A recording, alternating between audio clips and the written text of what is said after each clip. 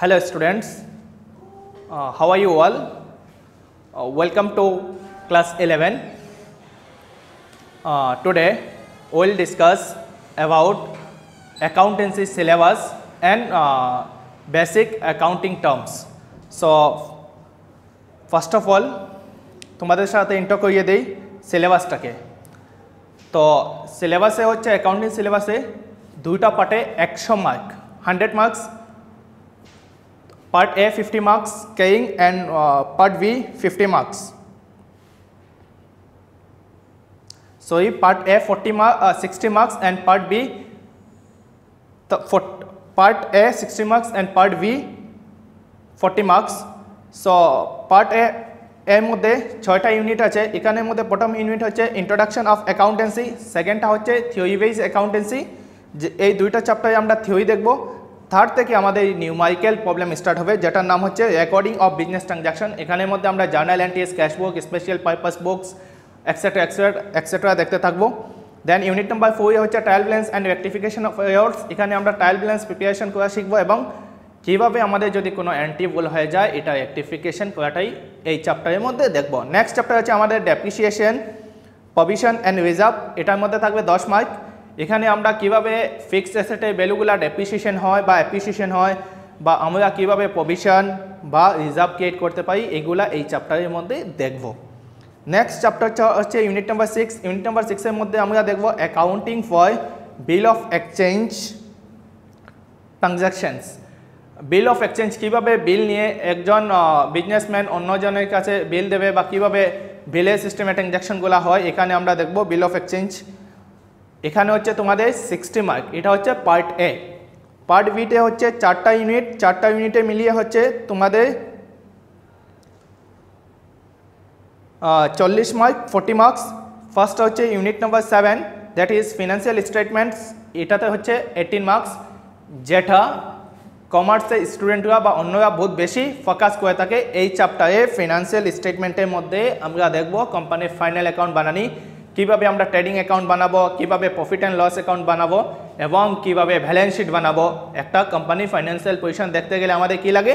Balance sheet লাগে। এখানে আমরা ব্যালেন্স শিট বানানিটাও শিখবো ইউনিট নাম্বার 7-এ। নেক্সট হচ্ছে unit number 8, accounting for incomplete records. তো এই চ্যাপ্টারে আমরা কি দেখব? সিঙ্গল এন্ট্রি সিস্টেমে যেগুলো অ্যাকাউন্টস মেনটেন করা হয়, যেগুলো আমরা নর্মাল বিজনেসম্যান যারা তারা যে অ্যাকাউন্টসটা মেনটেন করে ওরা কোনো অ্যাকাউন্টিং প্রিন্সিপালস ফলো করে না, তো ওদের অ্যাকাউন্টটা আমরা কীভাবে ম্যানেজ করব ওটা দেখব এই চ্যাপ্টারের মধ্যে। নেক্সট হচ্ছে unit number 9, computers in accounting. মানে অ্যাকাউন্টিংটা আমরা কীভাবে কম্পিউটারের মাধ্যমে আমরা করতে পারি এটা দেখব। Next unit number 10, last unit হচ্ছে accounting for accounting and database system. কীভাবে অ্যাকাউন্টিং আর ডাটাবেস সিস্টেমটা আমরা অ্যাকাউন্টিংয়ের মধ্যে ডাটাবেস সিস্টেম কীভাবে করতে পারি এটা আমরা দেখব। সো অ্যাকাউন্টেন্সি কী জিনিস বা অ্যাকাউন্টিং কী বা হিস্ট্রি অফ অ্যাকাউন্টিং এটা জানার আগে আমাদের কিছু বেসিক অ্যাকাউন্টিং টার্মস আছে, এগুলো আমাদের দেখতে লাগবে। যদি আমরা বেসিক অ্যাকাউন্টিং টার্মসগুলো না জানি তাহলে আমাদের অন্য কিছু করতে গেলে প্রবলেম হয়ে যাবে। তো আজকের ক্লাসে প্রথমে আমি তোমাদেরকে বুঝিয়ে দেব যে অ্যাকাউন্টিং টার্মসগুলো কী কী আছে এবং এগুলা বলতে কী বোঝানো হয়। তোমাদেরকে আজকে আমি অ্যাকাউন্টিং টার্মসের সাথে চেনা পরিচয় করিয়ে দেব। ফার্স্ট হচ্ছে আমাদের অ্যাকাউন্টিং টার্মসের মধ্যে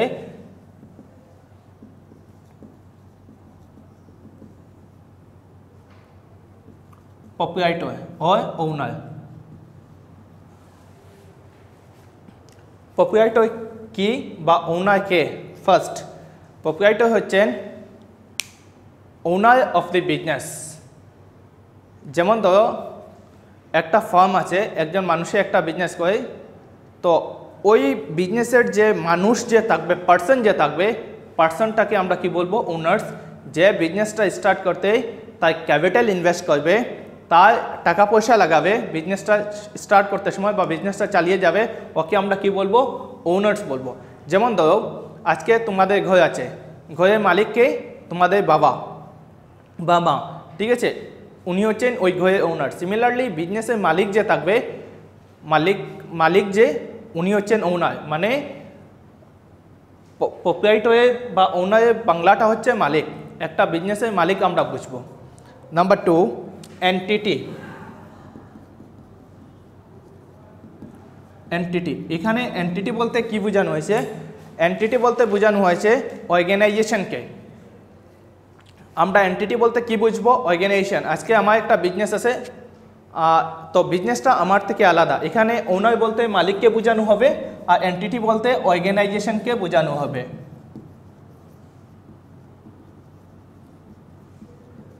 এন্টিটি বলতে অর্গানাইজেশনকে বোঝানো হবে। আমরা যখন এন্টিটি আমাদেরকে বলা হবে আমরা ধরে নেব অর্গানাইজেশন। এন্টিটিকে আমরা কি বলতে পারি? Organisation.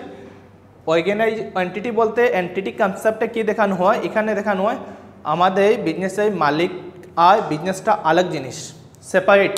Owner is separate from the business. Next পয়েন্টটা হচ্ছে আমাদের capital. What is capital? 3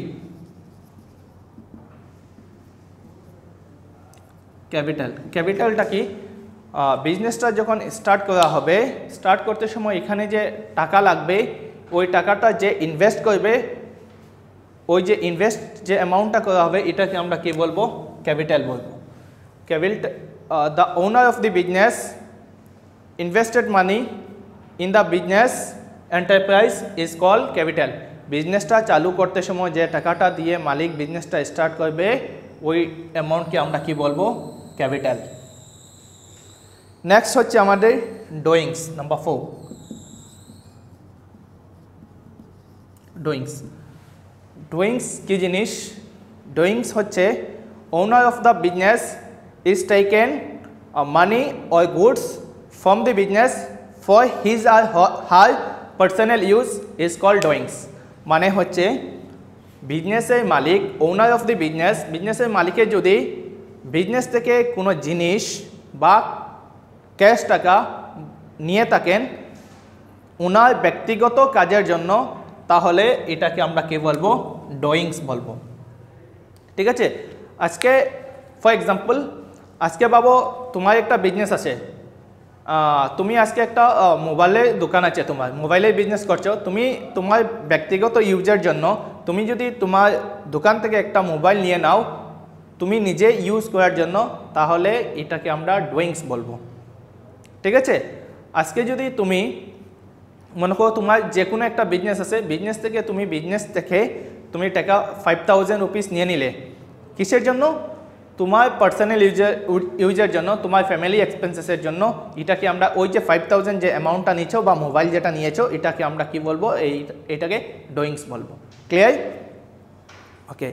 next হচ্ছে আমাদের অ্যাসেটস। অ্যাসেটস, অ্যাসেটসকে আমরা বিভিন্ন টাইপে ডিভাইড করতে পারি। যেমন হচ্ছে আমাদের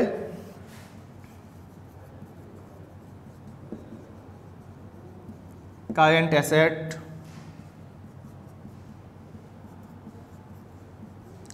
ফিক্সড অ্যাসেটস,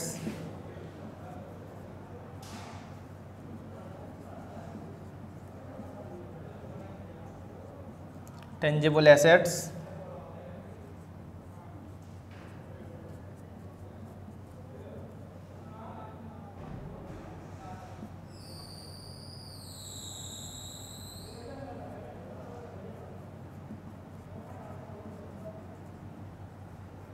অ্যাসেটস। তো অ্যাসেটস বলতে কি? যদি আমরা অ্যাসেটসের বেঙ্গলি ওয়ার্ডটা বলি, অ্যাসেটসের বাংলা হচ্ছে সম্পত্তি। এখন তোমরা জানো হোয়াট ইজ অ্যাসেটস আর সম্পত্তি। আজকে মনে করো তোমার কাছে একটা বাড়ি আছে, একটা গাড়ি আছে, ব্যাংকে 2 লাখ রুপিস আছে, এগুলা তোমার কাছে একটা সেলফোন আছে, এগুলো হচ্ছে তোমার অ্যাসেটস, তোমার কাছে এগুলা কি? সম্পত্তি। সিমিলারলি আমাদের বিজনেসের কাছে, বিজনেসে কি থাকতে পারে? নিজস্ব ল্যান্ড থাকতে পারে, বিল্ডিং থাকতে পারে, দেন কি থাকতে পারে? ক্যাশ থাকতে পারে, ব্যাংকের মধ্যে ব্যালেন্স থাকতে পারে, ইনভেস্টমেন্ট থাকতে পারে, তাছাড়াও বিভিন্ন জিনিস ডেটার্স থাকতে পারে। এগুলা হচ্ছে বিজনেসের জন্য কি? এগুলা হচ্ছে assets. Land, building, furniture, machinery, এগুলো হচ্ছে বিজনেসের জন্য কি? অ্যাসেটস। বোঝা গেছে জিনিসটা? অ্যাসেটস কি জিনিস? আজকে তুমি আগে যে এক্সাম্পল দিয়েছিলাম, একটা মোবাইলের দোকান, তোমার কাছে 100টা মোবাইল আছে, যেটা তুমি এখনো সেল করনি স্টকের মধ্যে আছে, এটাকে আমরা কি বলবো, এটা আমাদের যে স্টক যেটা থাকবে এটাও আমাদের কাছে আমাদের অ্যাসেটস। ঠিক আছে, অ্যাসেটসকে আমরা ফার্দার ডিভাইড করতে পারি।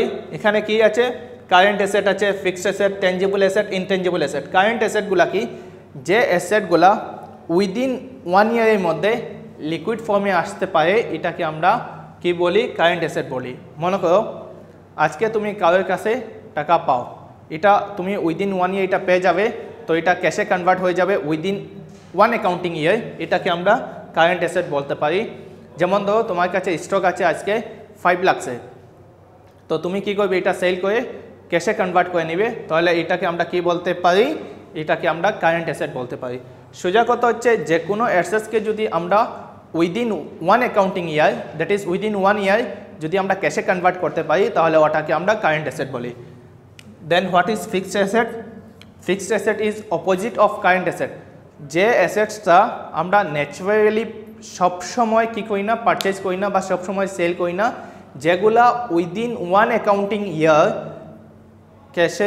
ক্যাশে মধ্যে ট্রান্সফার কনভার্ট হয় না বা আমরা লিকুইড ফর্মে এটা কনভার্ট করতে পারি না, এটাকে আমরা ফিক্সড অ্যাসেট বলি। ফিক্সড অ্যাসেটের এক্সাম্পল হচ্ছে land,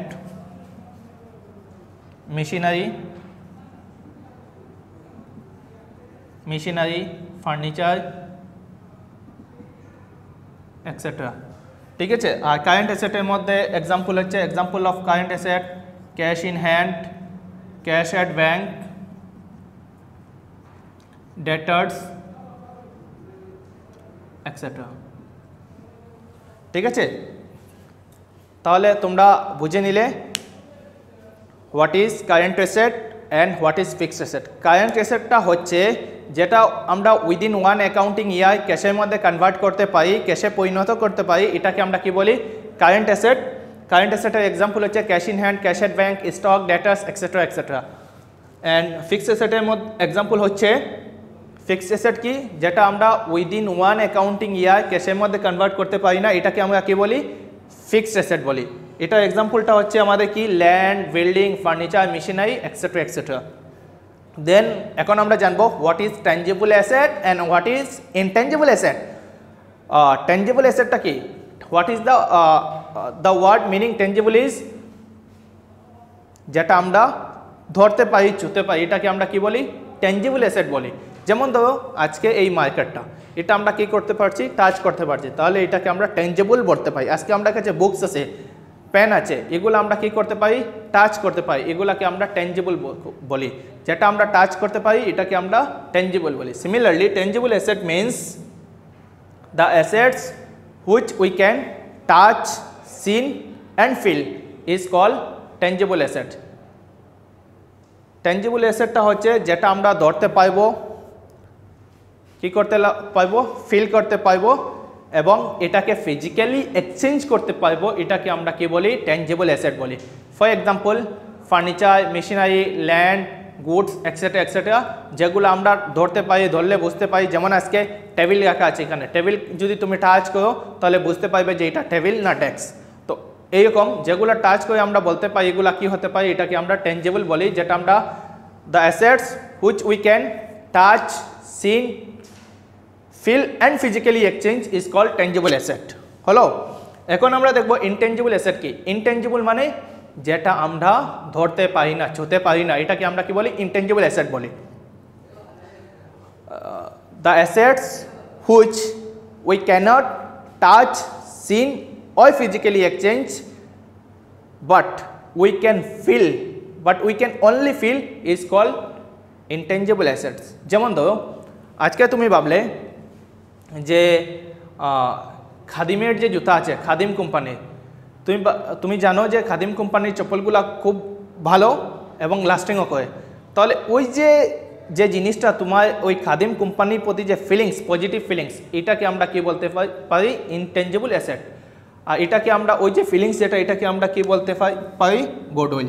so example of tangible asset, intangible asset is goodwill, patent etcetera etcetera.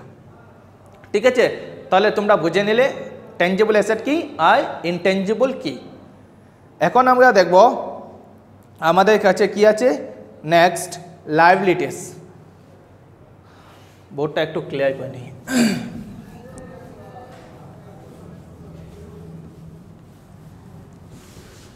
Next আমরা কি দেখব, লাইবিলিটিস।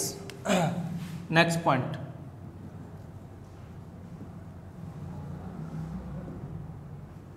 লাইবিলিটি। লাইবিলিটিকে আবার আমরা ডিভাইড করতে পারি কয়েকটা টাইপে। অব্লিগেশন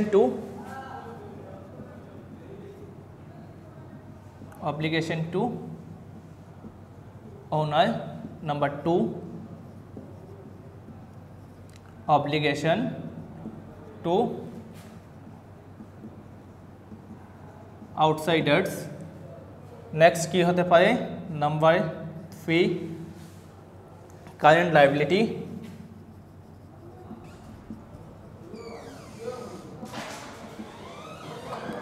নাম্বার 4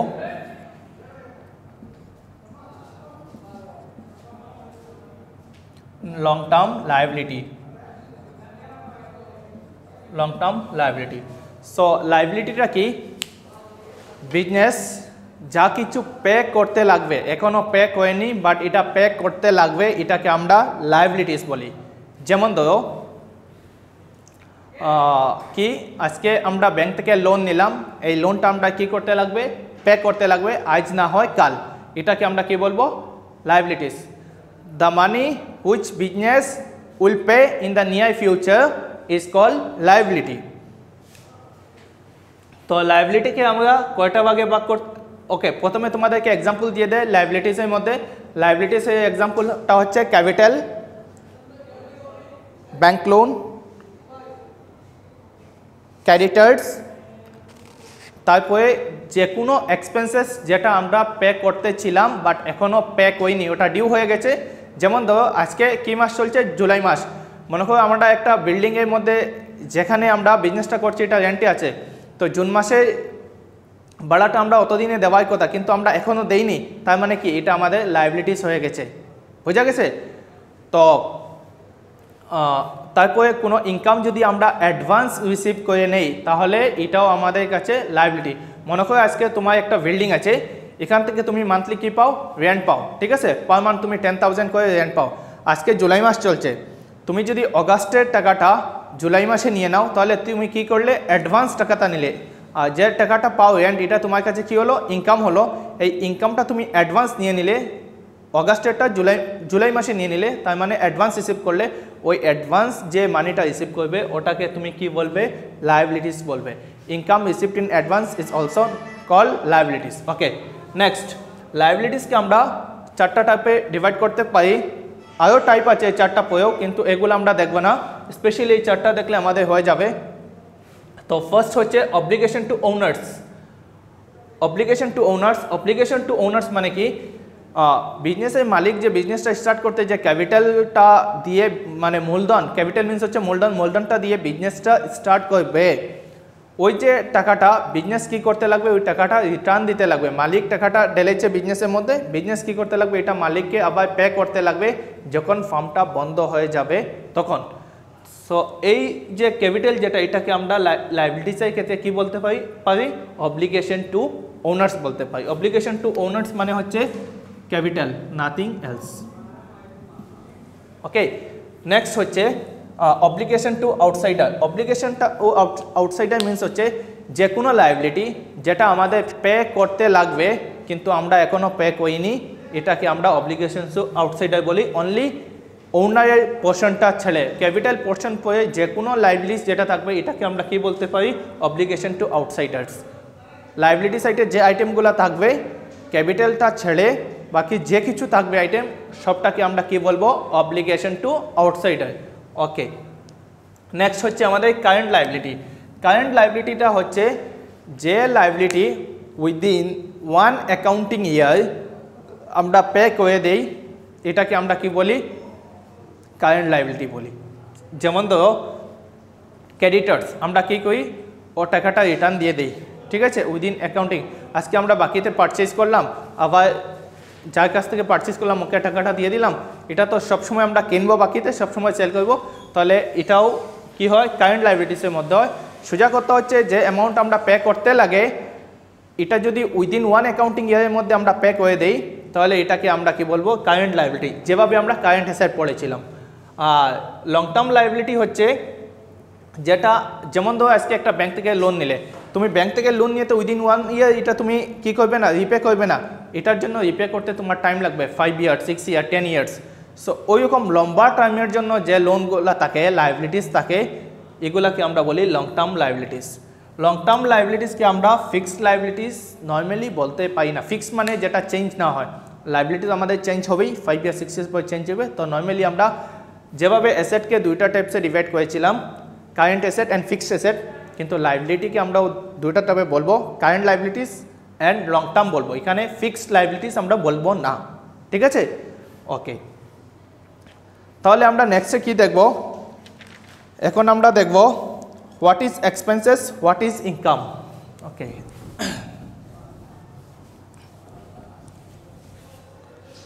নেক্সট আমরা দেখব এক্সপেন্সেস, তারপরে কি দেখব ইনকাম,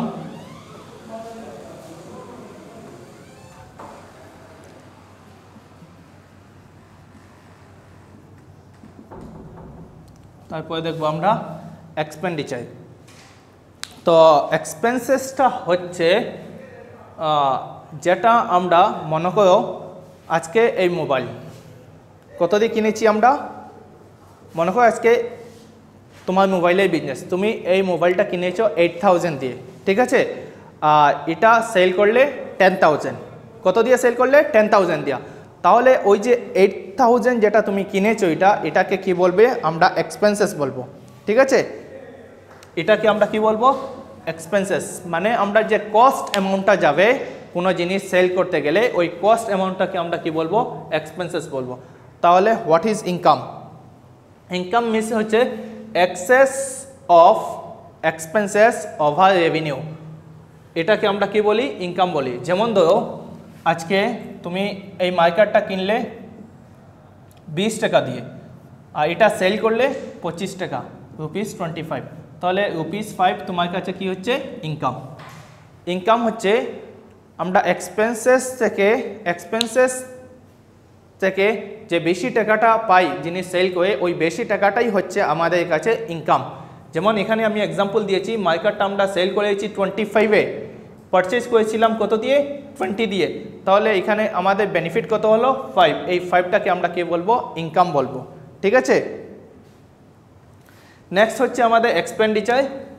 এক্সপেন্ডিচারটা হচ্ছে কি, যখন আমরা কোনো ফিক্সড অ্যাসেট কিনবো আর এটার জন্য আমরা কোনো অ্যামাউন্ট খরচ করব, তখন এটাকে আমরা বলবো এক্সপেন্ডিচার। যেমন আজকে একটা মেশিনারি তুমি পারচেজ করলে, তাহলে এটাকে আমরা কি বলবো এক্সপেন্ডিচার বলবো। ঠিক আছে, যেটার থেকে মানে যে এক্সপেন্সেসের রিজনটা হবে এটার থেকে আমরা লং টার্ম বেনিফিট পাবো, এটাকে আমরা কি বলবো এক্সপেন্ডিচার। যেমন আজকে তুমি অ্যাডভার্টাইজমেন্ট করলে, ঠিক আছে 5 ইয়ার্সের জন্য, এখানে যে তোমার যে 5 ইয়ার্সের জন্য যে অ্যামাউন্টটা খরচ হবে ওই অ্যামাউন্টটাকে আমরা কি বলবো এক্সপেন্ডিচার, মানে এই টাকাটা খরচ করার পিছনে রিজন কি আছে, এটার থেকে আমরা বেনিফিট পাবো। কিভাবে বেনিফিট পাবো, মানুষ আমাদের প্রোডাক্টের বিষয়ে জানবে, মানুষ পারচেজ করবে, পারচেজ করলে আমাদের কি হবে প্রফিট হবে। সো ওইরকম যে এক্সপেন্সেস হবে যেটা থেকে আমরা লং টার্ম বেনিফিট আসবে ওটাকে আমরা এক্সপেন্ডিচার বলবো। এক্সপেন্ডিচারকে নর্মালি আমরা দুটো টাইপসে ডিভাইড করতে পারি, একটা হচ্ছে ক্যাপিটাল এক্সপেন্ডিচার,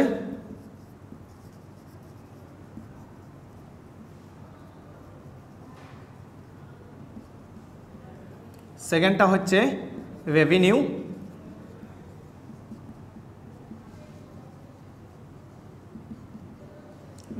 এক্সপেন্ডিচার। এখন হচ্ছে ক্যাপিটাল এক্সপেন্ডিচারটা কি আর রেভিনিউ এক্সপেন্ডিচারটা কি, যেটা আমরা ফিক্স অ্যাসেট পারচেজ করার জন্য যে অ্যামাউন্টটা আমরা এক্সপেন্স করব এটাকে আমরা কি বলবো capital expenditure. Means capital goods কিনতে গেলে কোনো ফিক্স অ্যাসেট, মনে করো আজকে আমরা একটা ল্যান্ড কিনলাম, তাহলে ওই যে এক্সপেন্সেস যেটা হবে আমরা এটাকে ক্যাপিটাল এক্সপেন্ডিচার বলবো। ঠিক আছে, রেভিনিউ এক্সপেন্ডিচারটা হচ্ছে আজকে তুমি একটা বিজনেস চালাতে নর্মাল তোমার যে স্যালারিজ দিতে লাগবে, ওয়েজেস দিতে লাগবে, তারপর কি দিতে লাগবে, রেন্ট দিতে লাগবে, টেলিফোন চার্জেস দিতে লাগবে, ইলেকট্রিক পেমেন্ট দিতে লাগবে, এক্সেট্রা এক্সেট্রা। এই যে এক্সপেন্সেস নর্মাল যেটা সবসময় একটা বিজনেস মেনটেন করতে গেলে যেগুলা এক্সপেন্সেস নর্মালি হয়ে থাকে এইগুলাকে আমরা রেভিনিউ এক্সপেন্সেস বলবো, যেটা recurring in nature. Now what is the meaning of recurring?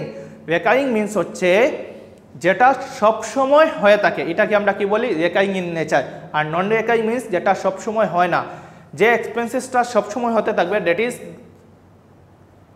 The expenses which is in recurring nature is called revenue expenditure, আর the expenses which is non recurring in nature is called capital expenditure. Okay, so আজকের জন্য অতটুকু enough. তোমরা এগুলো ভালো করে গিয়ে দেখবে, ভালো করে পড়বে, যেটা বুঝবে না এটা তোমরা কমেন্ট করে জানাতে পারো, নতুবা আমার নাম্বার দেওয়া আছে, তোমরা আমার নম্বরে কল করতে পারো, তোমাদের কাছে আমার নম্বর আছে, নম্বরে কল করে তোমরা জানতে পারো, কোনো অসুবিধা নেই। আর তোমরা যদি বুকসও ফলো করা হয় তাহলে বুকস ফলো করতে পারো, বিবিধা বুকসে এইগুলো আছে, পেজ নাম্বার 1.19 বা 120 পেজে তোমরা পেয়ে যাবে। Thank you.